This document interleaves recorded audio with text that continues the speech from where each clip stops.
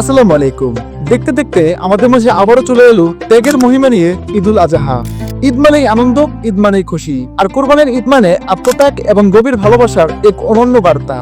আমাদের ভেতরের সকল ক্ষুদ্রতাকে কোরবানি দিয়ে বড় হওয়ার দিন আজকেই। মনে আছে ইব্রাহিম আলাইহিস সালামের সেই অবিচল ত্যাগের কথা?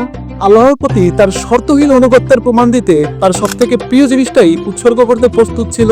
সেই শিক্ষা আমাদের জীবনে কতই জরুরি, তাই না?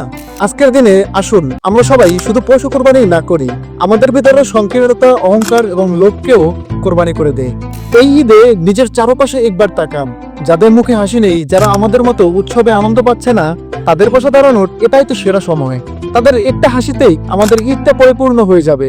আপনার এবং আপনার পরিবারের জন্য অফুরন্ত শান্তি, ভালোবাসা, সমৃদ্ধি নিয়ে আসুক এই ঈদ। ঈদ মোবারক, ঈদ মোবারক, ঈদ মোবারক। এই পবিত্র ঈদুল আজহার শুভেচ্ছা আপনার প্রিয়জনদের কাছে পৌঁছে দিতে ভুলবেন না।